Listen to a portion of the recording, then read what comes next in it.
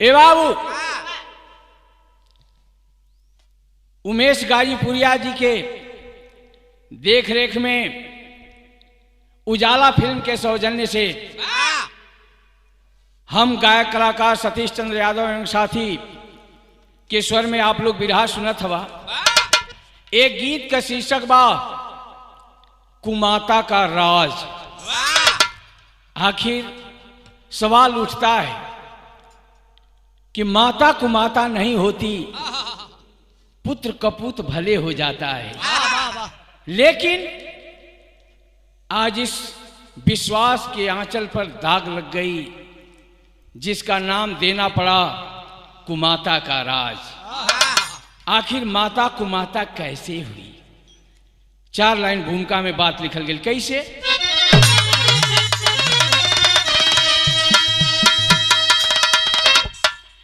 ऐ खुदा इस जमाने को क्या हो गया,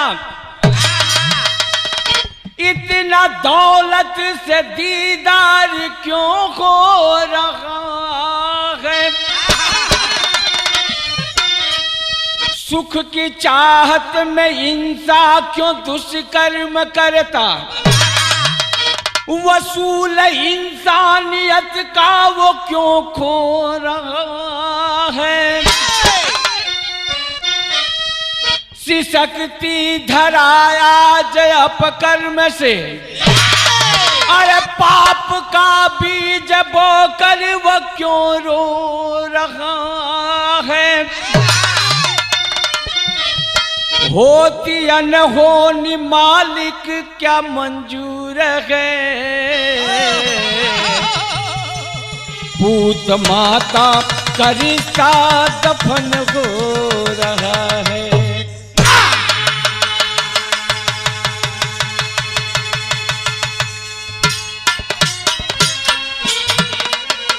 ए बाबू, पाप के बाप का नाम लालच है।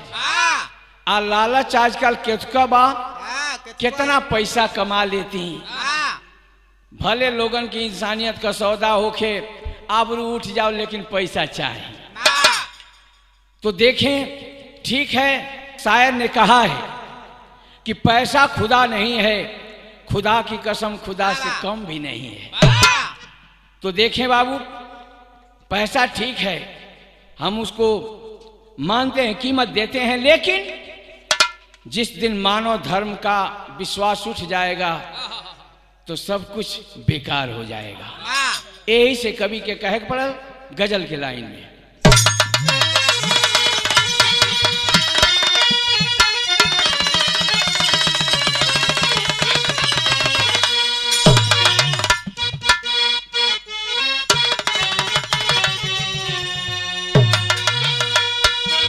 कि अरे केहू बुरा न होला,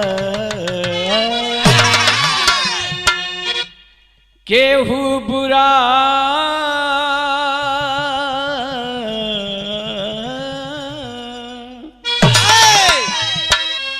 अरे केहू बुरा न होला, अरे वक्त बुरा करेला।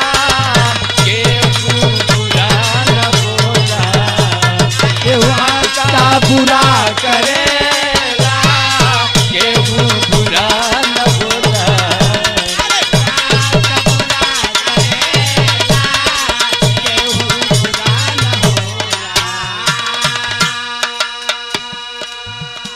अरे केहू बुरा न होला,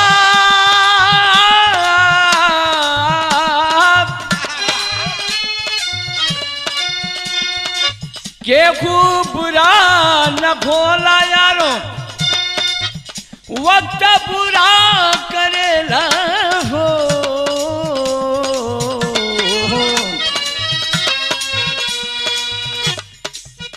कहीं कुत्ता दूधी के पिए, कहीं कुत्ता दूध के पिए, कहीं कूता दूध के पिए, केहू रोटी बिना मरेला। कूता दूध के पिए, केहू रोटी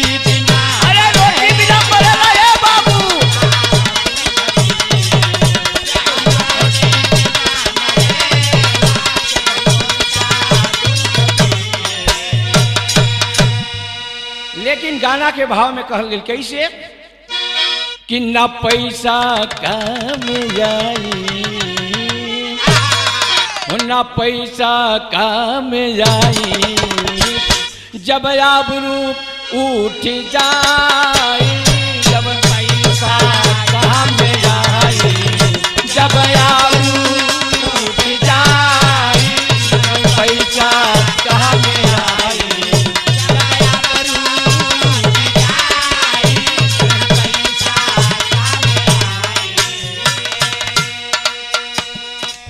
न पैसा काम आई बाबू, न काम आई। काहे न पैसा काम आई, जब आबरू उठ जाई भाई, जब आबरू उठ जाई, जिसकी आबरू चमकती, जिसकी आबरू चमकती, जग देता उसे बधाई, जग आबरू।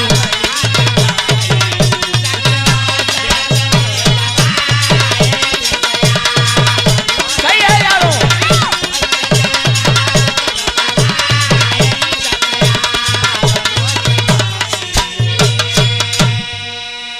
यहीं से कहानी की शुरुआत होती है। कैसे मास्टर?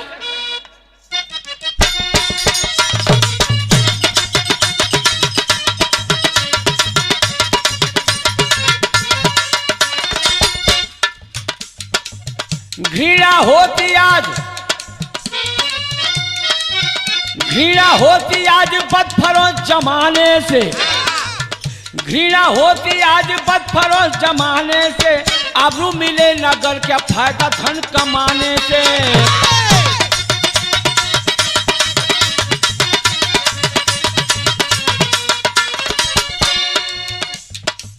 तेल माँ अंदर टुन टुन दुर्गा का परिवार रहा, तेल माँ अंदर टुन टुन दुर्गा का परिवार रहा, 7 पुत्रों में बड़ा नाहर राम पुकार रहा।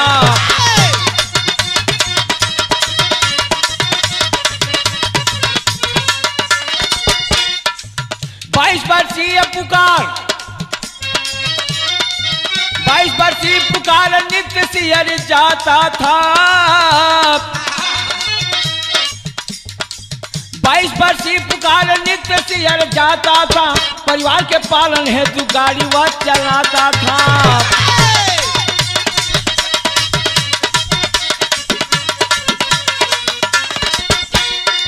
उसके घर पे कुछ लोग नित्य आया करते थे, उसके घर पे कुछ लोग नित्य आया करते थे, नजराना प्यार का तन से बुझाया करते थे।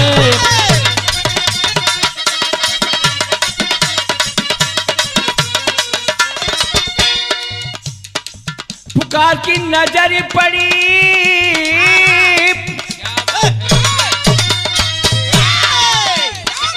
पुकार की नजर पड़ी, किस्मत आज फूट गई,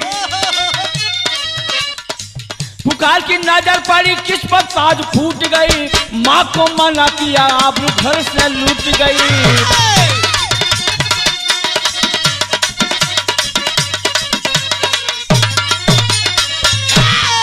ए बाबू, ये कहानी कहाँ का बात समझ ले बाप। कहानी शीशा की तरह आप लोगों के झलकत मिली। बलिया जिले में बेलथरा रोड एक ठे तहसील बा जौना का सियर विधानसभा कहल जाले। ओ बेलथरा रोड के पास एक तेलमा जमालुद्दीनपुर गांव है। नगरा से बेलथरा रोड वाली पर, बेलथरा जाए वाली रोड पर एक ठे फरसाटार गांव बा। वो फरसाटार चट्टी से पूरब साइड में 4-5 किलोमीटर पर तेलमा जमालुद्दीनपुर गांव बा।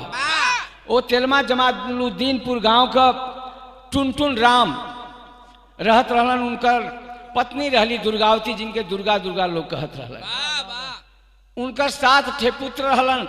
वो में सबसे बड़े पुत्र का नाम राम पुकार था। गरीबी चरम सीमा पर थी बाबू। देखें धीरे धीरे समय अपन काटत जात रहलन। जब लड़कवा 22 बरस के भइल राम पुकार, तो बाबू जाके सियर से कटघरा बेलथरा रोड, जो मधुबन वाली रोड बा बेलथरा से, वो मधुबन वाली रोड पर एक कटघरा चट्टी बा जगह बा, वो कटघरा मोड़ पर वहाँ ले जीप चलावे लड़का, आ वही से जो पैसा मिले अपने परिवार को भरण पोषण करत है। देखें बाबू सुबह चल जावा, जब शाम के आवे बाबू तो घर पे अपना खाता था, पीता था, सो जाता था। लेकिन एक दिन का बात है, अपना नजर से एक छे घटना घटित भइल, ओके देख लियलस। देखलस कि जब हम आवत हैं घरे तो बड़ा लोग हमरे दरवाजा पर भीड़ लगौले बाड़न। तो सोचत बा कि आखिर लोग कहाँ आवत बाड़न। एक दिन देखलस, 2 दिन देखलस, जब 2-4 दिन ऐसे ही देखलस बाबू तो सजग हो गए कि कहाँ लोग यहाँ हमारे घरे आवत हन। तो बात क्या थी कि उसकी माँ जो है किसी से प्रेम करती थी, दुर्गावती।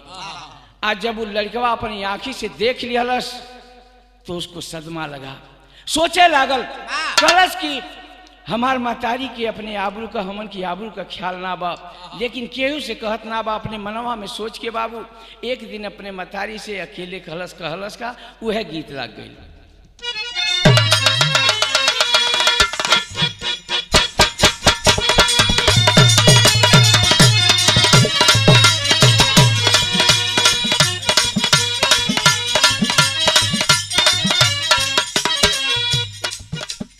वह गीत लाग गई जौन की आजकल बड़ा चर्चित गीत बा। कोनो मेहरारू अपनी सखी से कहत रहे, कलश की ये सखी देखा हमार सैया राजा बहरे से आवत बारन। तो का कहत बे? कलश की देखा उनकी अइला की तैयारी में हम कितना अपना आप के सुव्यवस्थित रखले बानी। तो का कहत बे? पानी नहैले आज शैम्पू से, पानी नहैले आज शैम्पू से, आवतार सैया राजा टेम्पू से। पानी नहैले आज शैम्पू से, आवतार सैया राजा टेम्पू से।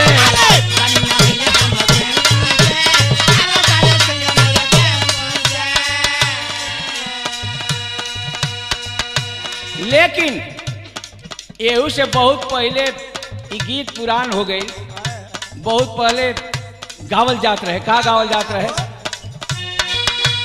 कौन परदेसी मेरा दिल ले गया, कौन परदेसी मेरा दिल ले गया, प्यारी प्यारी अखियों में गम दे गया, दिल ले गया में गम दे गया।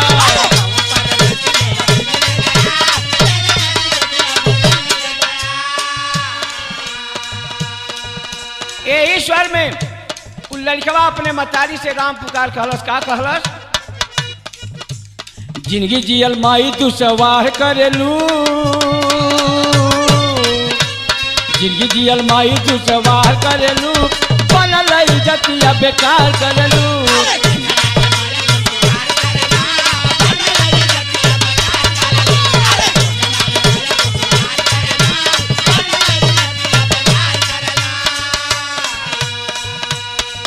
भैली जा सयान माई इज्जत कैसे रही, आवे नाही डहरी चले तू हो कुछ कही।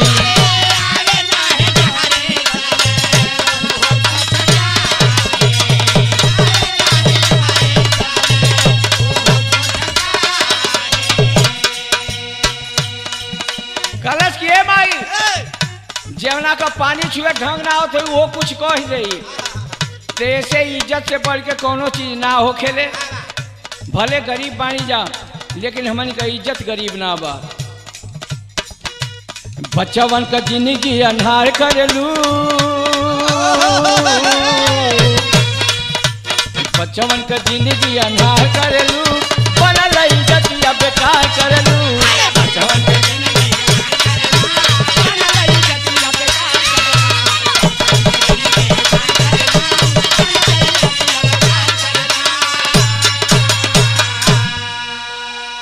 राम पुकार कलश के माई कौना चीज का कमी बा हमसे बतावा, हम ओके पूरा करब। लेकिन कहलस का बानी जा गरीब भले आबरू ना गरीब को, पैसा कमाईब माई बदली नसीब को, पैसा कमाईब माई बदली नसीब को। पैसा कमाईब माई बदली नसीब। बोला माई काहे ना विचार करेलू, बोला माई काहे ना विचार करेलू, बनल इज्जतिया बेकार करेलू।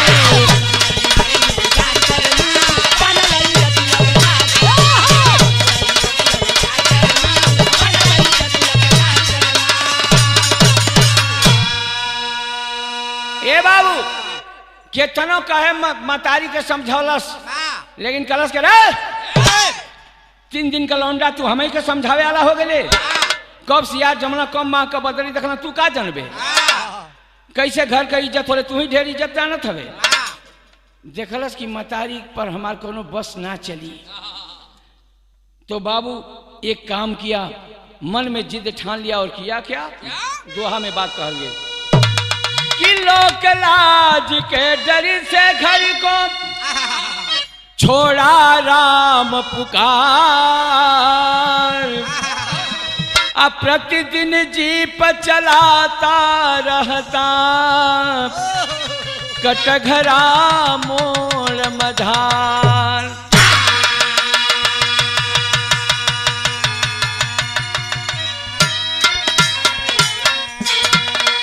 ए बाबू कहलस कि न घरे आईब न हम कुल घरे देखब।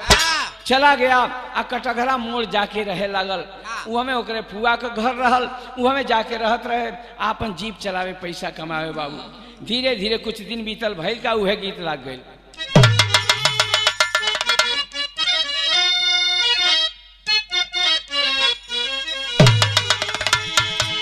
कौनो मेहरारू अपने सैया राजा से कहलस कि देखा बाजारे जात हवा तो हमारा के एगो सिंगार का सामान ले आइया।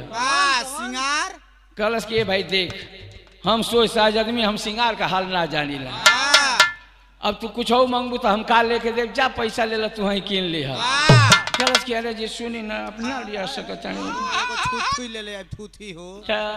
कहना कि दो भाई, जब तुम्हारी है मन बात तब काहे न ले आई।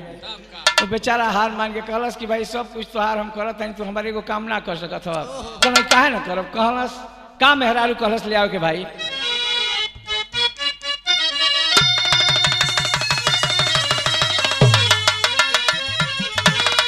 कहलस कि हमरा के एगो कुमकुम जौन होला, कुमकुम जेकर जौन औरतिया आजकल सिंदूर लगावत बड़ी सो कुमकुम बोलत है, टीका बिंदी।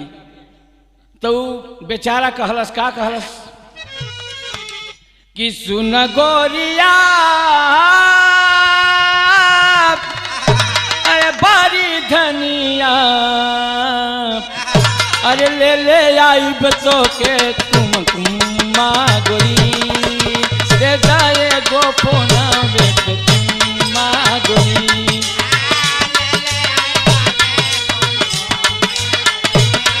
अरे फोन से बात हो जाए भैया,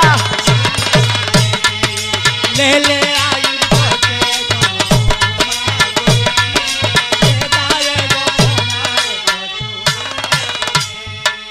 लेकिन गाना के भाव में कहल गेल कैसे कि चलावे गाड़िया अरे मधुबन रहिया,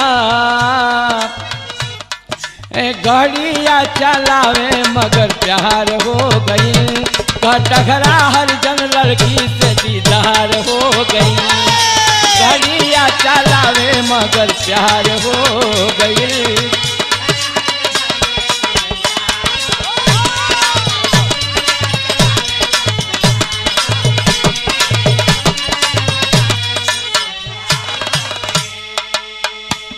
ए बाबू वहाँ गाड़ी चलावत एक ठे लड़की रहे, ओकरा से एक प्यार हो गई राम पुकार का।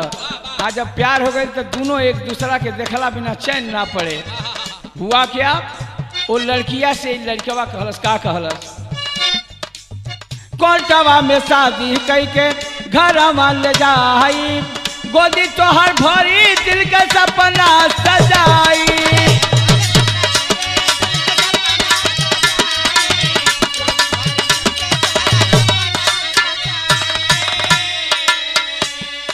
घरवा जइले बात कइले, पैसा मांगे घरे तकरार हो गई, कटघरा हर जन लड़की से दीदार हो गई।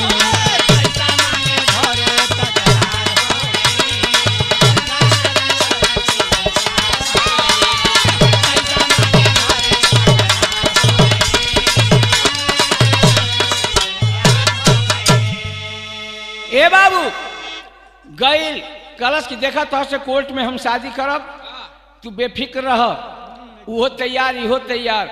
जब आयल घरे बाबू तो अपने माई बाबू से पैसा मंगलस। आज जब पैसा मंगलस तो मातरियो डांट के हटा दस, कलश की दोगला तू ही रंझा भइल बड़ा। कलश की सुना, लैला मजनू मत बना, हमने के पास कोनो पैसा वैसा ना बा, चल जाई वहां से जहाँ रहल तो हमें तू कमा धमा जौन मन करी तौन करी है। बाबू ओकर जब पिताजी बात सुनल टुन टुन कालर पकड़ के घर से जब हरियाए लगलन बाबू, आई दोनों बाप बेटवा में झगड़ा हो गई। आज जब झगड़ा हो गई तो चल दिलस वहां से फिर कटघरा की तरफ। बात पूरा ना भइल, जब बात ना पूरा भइल बाबू तो शादी कैसे करे।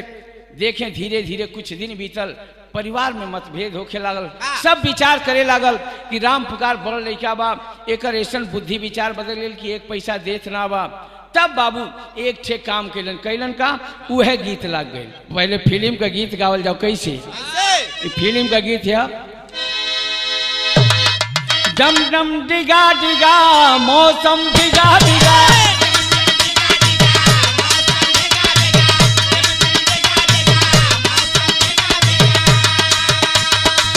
डिम डिम डिगा डिगा मौसम डिगा डिगा, डिम डिम डिगा डिगा मौसम डिगा डिगा, मौसम भिगा भिगा मैं तो गिरा हाय अल्लाह, सूरत जाप की सुभान अल्लाह, हाय अल्लाह सूरत जाप की सुभान अल्लाह।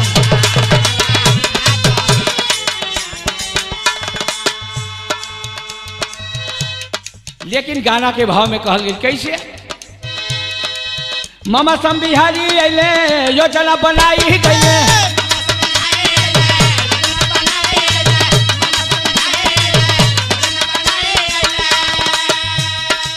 सियर मझार गईले बोलावे विचार कैले, सुन ली है पैसा जेवन होई ले ली है, सुन ली है पैसा जेवन होई सुन ली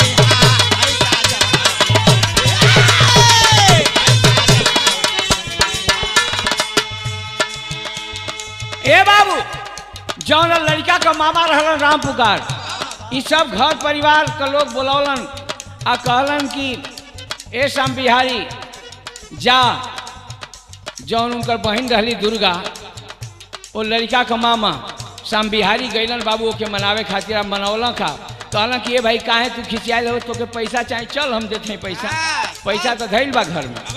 देखे बाबू कहलन का कमावे के खातिर सब पैसा कमाला, झगड़ा से नहीं प्रेम से पैसा निकल लाला।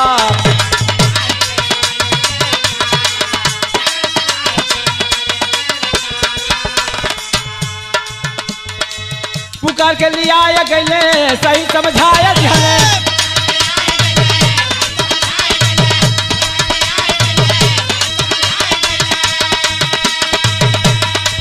सभी अधराया दिहने अटैची दिखाया दिहने, देख ली है पैसा जेवन होई ले ली है, सुन ली है पैसा जेवन होई ले ली है, सुन ली है।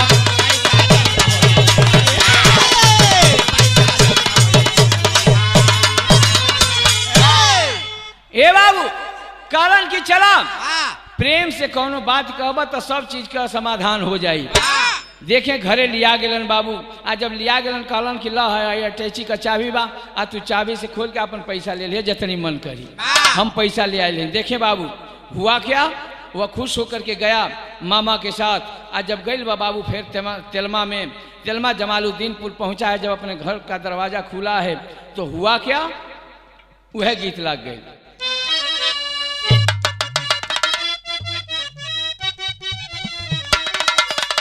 कि चबिया के पाई गईले घर में समाई गईले,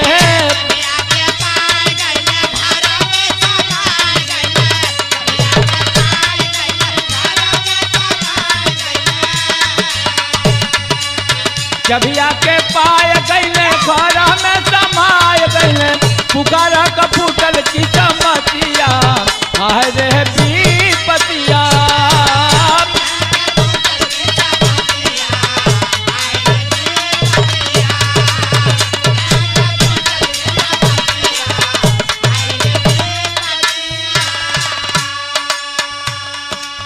भीतर गईले माई बंद कइली के बड़िया हो,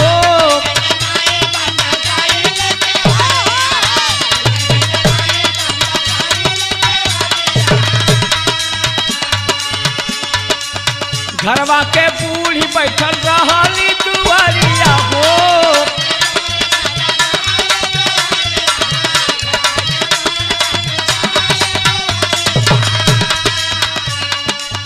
माई बाप कैले कहरा मतिया, हाय रे विपतिया।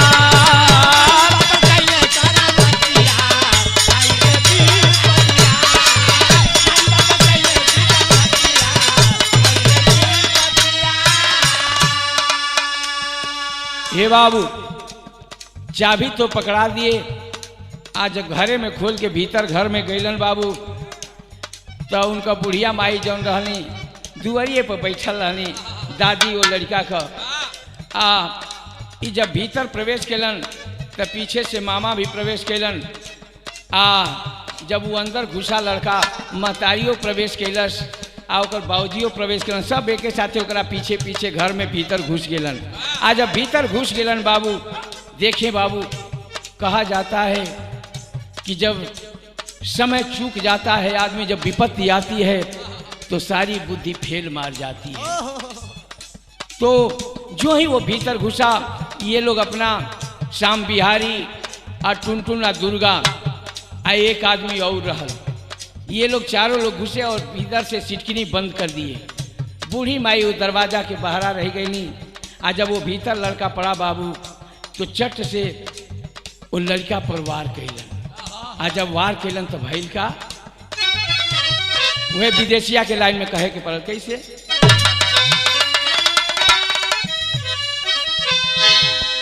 कि तेलमा पुकारा अइले,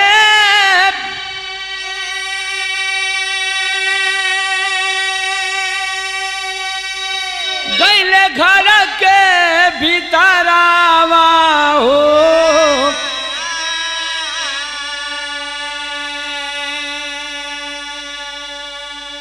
दुर्गावती का प्रेमी छिपल, मरलस कुल्हड़िया।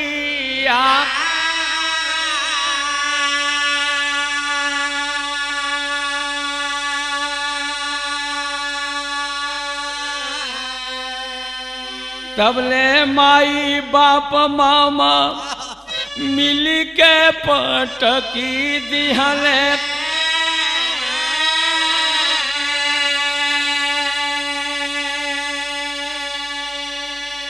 टांगिया से मारी मारी कटले टांगरी।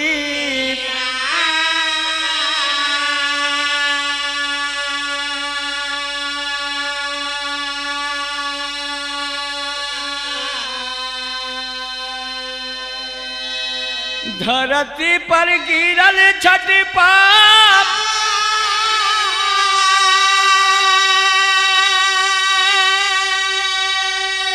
डाला सुगालावा हो,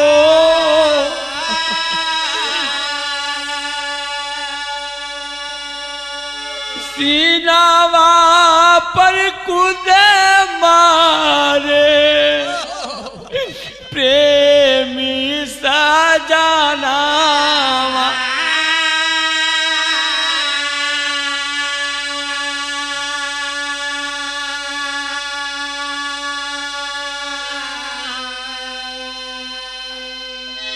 ये बाबू वो लड़का जो ही प्रवेश कैलस पहले ही पीछे से टांगी से वार किया और लड़का गिर गई। उसमें जो दुर्गा का प्रेमी था उसी घर में छिपा हुआ था। आज जब ये लड़का प्रवेश कैलस तो उन्हारे घर में वार कैलस, तबले ही माई बाप और मामा तीनों उसको मिल करके पटक दिए। आज जब पटक दिहलन बाबू, अब पटक के वो लड़कवा के लातन मुक्कर मारे लगा।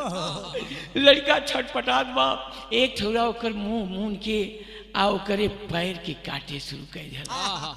जब ओकर पैर काटे लागल बाबू तो वो समय लड़कवा के आंख से छर छर छर छर रो चलत बा।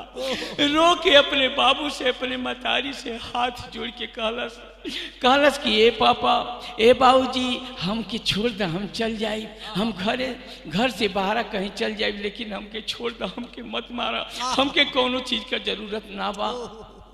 लेकिन देखें बाबू रो करके लड़का एक बात कहा, कहलस का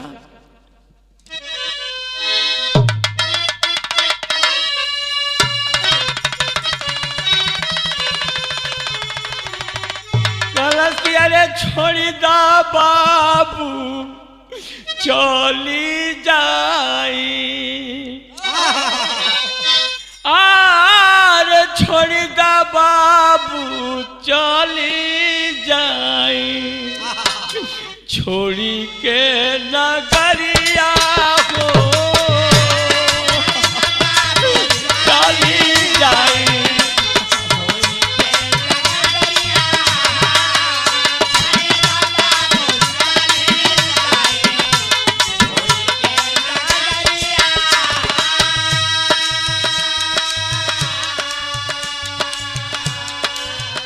छोड़ी दा बाबू चली जाई, छोड़ी के नगरिया गो, भले भीख मांगब बाकी, भले भीख मांगब बाकी, आई ना दुआरिया गो, भले भीख मांगब बाकी।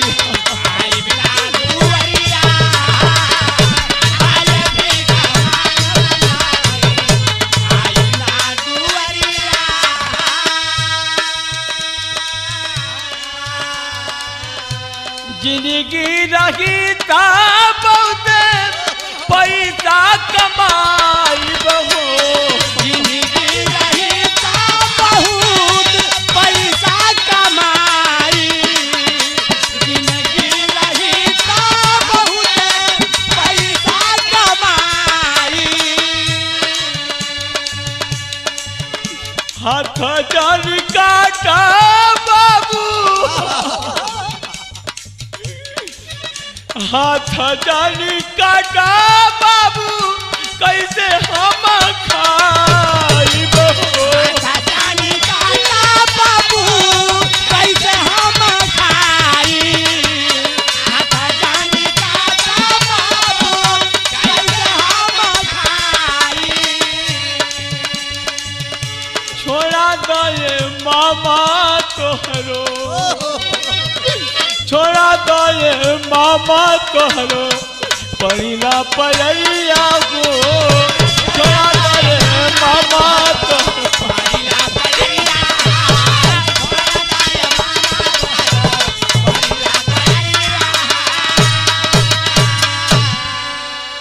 ए बाबू लड़का हाथ जोड़त बा, कहलस कि ए मामा हमरा के छोड़ा दो मामा, हमार जौन कसूर बा हमके माफ कर दो, अब से फिर हमेशा काम ना करब, यहाँ से हमके छोड़ा दो, हम चल जाई, भले भीख मांग के खाई, लेकिन हम यहाँ ना आई मामा, हमार हाथ मत कटवाओ मामा, मामा मना कह दा, चाचा के मना कह दा, हमार हाथ ना काटे, हम कैसे खाई हो मामा।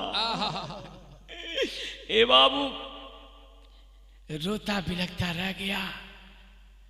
उसके पिताजी उसके पैर को पकड़ लिए और वो पापी कसाई जो प्रेमी था उसके मुंह पर अपना पैर लगाकर दबा दिया।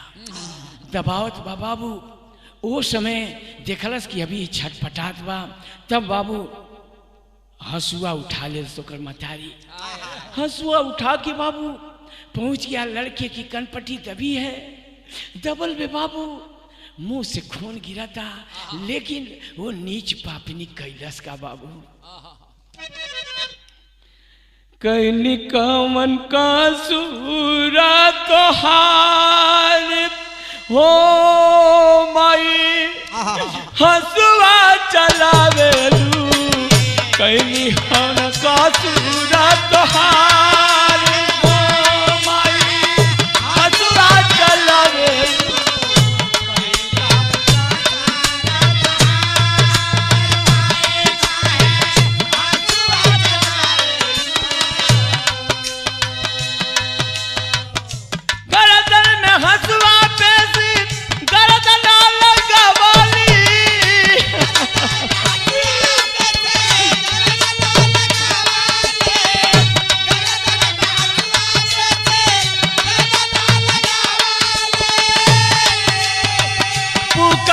सुगनवा के दिया बाबू सवाली,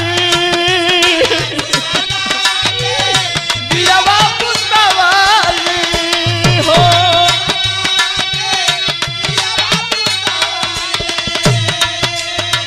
पुकार सुगनवा के दिया बाबू सवाली हो।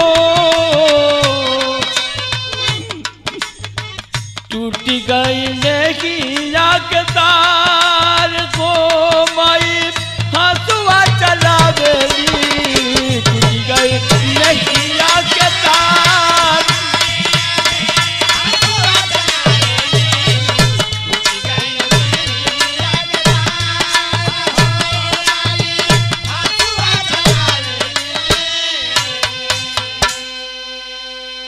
ये बाबू पुकार के गर्दन में हंसुआ पेश दी, आ हंसुआ पेश के बाबू रेते लागल।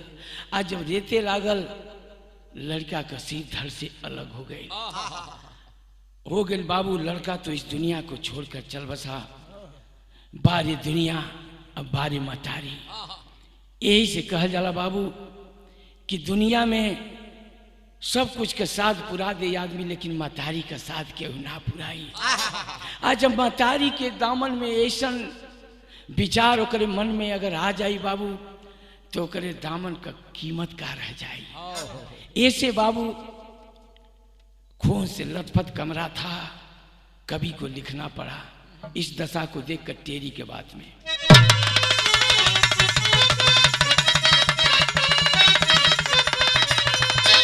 अरे माई के आंचल धूमिल हो गई, तब प्यार के रसिक राग में पापिन रत्न गवाई।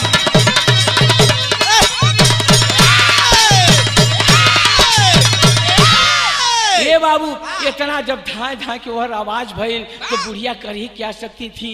वो ऐसा हालात देख के एक ठे बुढ़िया वो जब दरवाजा खोले लोग, बुढ़िया तो दरवाजा पीटत बे, छाती पीटत बे, वो आवाक रह गई। लेकिन हुआ क्या, कहना पड़ा कि ऐसी हालत देख के बुढ़िया, अरे ऐसी हालत देख के बुढ़िया जाके बाहर चिल्लाई है, छाती पीटे रोते धोते चट्टी पर उसदम आई है। तो उभाव थाने पर खबर जा पहुंची, उभाव थाने पर खबर जा पहुंची। इंचार्ज रामाश्रय आए हैं। अरे बुढ़िया और छोटी नातिन मिल वो सारा भेद बताए हैं। ये बाबू बुढ़िया के साथ छोटी चुकी नातिन रहे, 8 बरिस का लड़की, वो ननिहाल में आई रहे। जब देखलस कि ऐसा हालात बा, तब बाबू इंचार्ज रामाश्रय जो बेलथरा रोड में उभाव थाना आप जानते हैं, उभाव थाने पर जब खबर पहुंची, चारों तरफ गांव में सनसनी फैल गई। सभी लोग गांव नगर के लोग जुटे, और जब वहां पर जुटे बाबू तो इंचार्ज रामाश्रय जो थे तुरंत गाड़ी लेकर के पुलिस 4 साथ में लेकर के आए हैं। आज जब ओकर छानबीन होखे लागल, रंगे हाथ पकड़ लिहलन। आज जब रंगे हाथ पकड़ लिहलन बाबू, तो उस समय वो लड़कवा का लसिया बोटी बोटी काट के आ कोठिला में डाल देले रहे। देखिए बाबू, इतना इतना वो हिम्मत की बली थी कि पुलिस घर में आ गई, लेकिन उसको कोई परवाह नहीं हुई। वो कैलाश का अल्लाह का बात देवल गए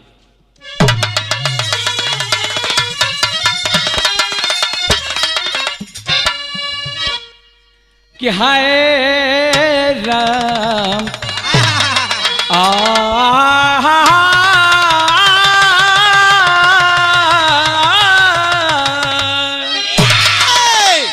कि बड़की मछरिया जैसे, अरे बड़की मछरिया जैसे खा ले छोटकी मछरिया ये भैया, वैसे पापिन खाए गईली ललना करता।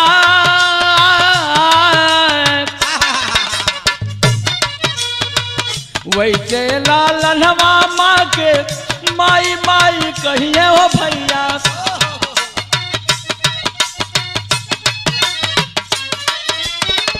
कैसे ललनवा माई बेटवा करी दादी हली दफना।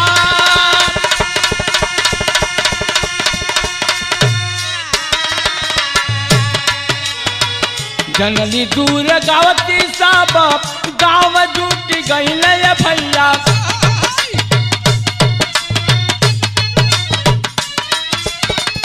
लसिया उठा के डाले कोठिला मझा।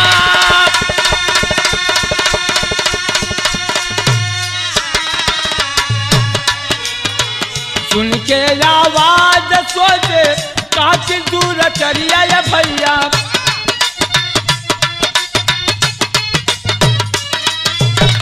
घट से वो घर से बाहर फैले फरार।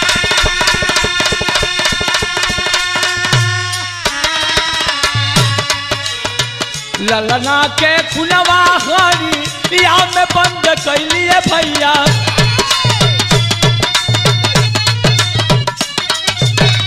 लीप पोत चिकन करे धरती हत्यार।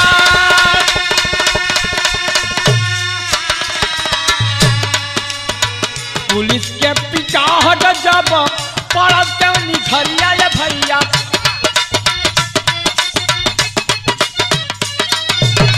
साप साप दुर्गा साप दिहाली बता।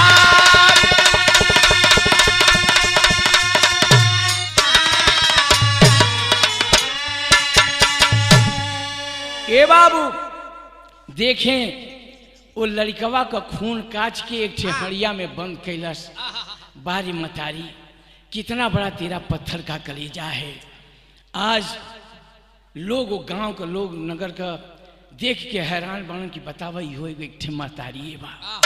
यही से बाबू इंचार्ज रामास्टर जब डंडा से पीट पीट के उनकरा के पूछे लगन तो सारी हकीकत बयां करने लगी, बतावे लागल। आ जब बतावे लागल तो भैल का बाबू यही से कवि के लिखे के पड़ल। कैसे पहपट में बात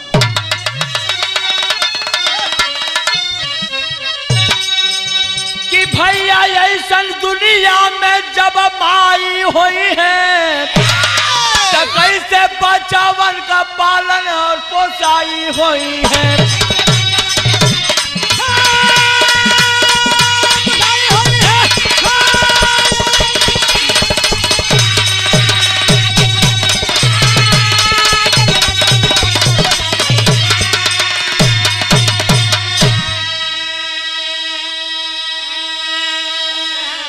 ए बाबू, उस समय पुलिस अधीक्षक अमिताभ ठाकुर जी थे, तो कहना पड़ा कि पुलिस अधीक्षक अमिताभ ठाकुर रामाश्रय इंचार्ज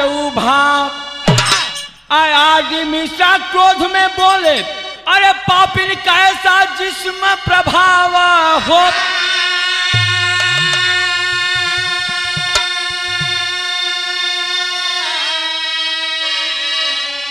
जेल का चक्की पीस नहीं अब रिहाई हुई है, कैसे बचावन का पालन और पोसाई हुई है।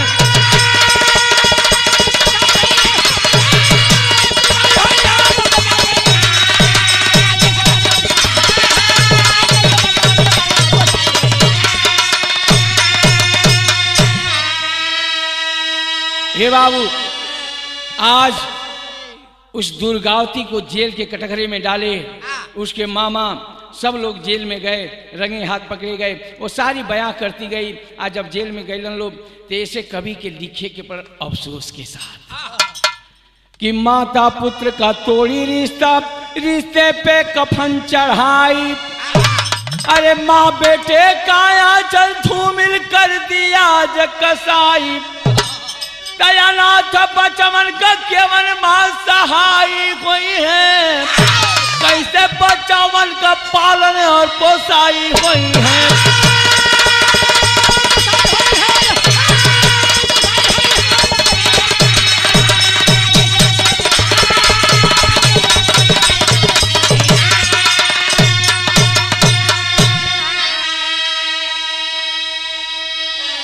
ये बाबू,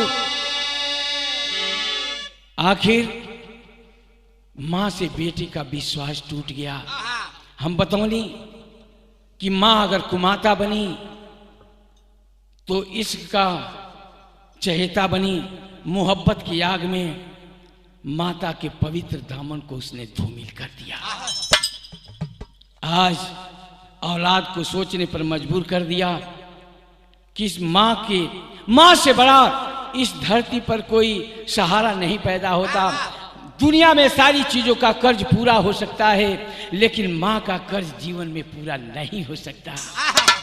आज उस माता को अफसोस के साथ कुमाता कहना पड़ता है। ए बाबू, ऐसे गाना के अंतिम प्रमाण में कहल गेल कैसे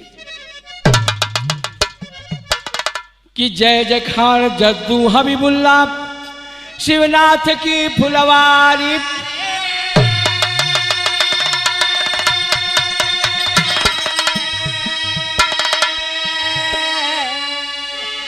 गंगा सागर सुभाष संग में अरे राजेंद्र की है यारी हो,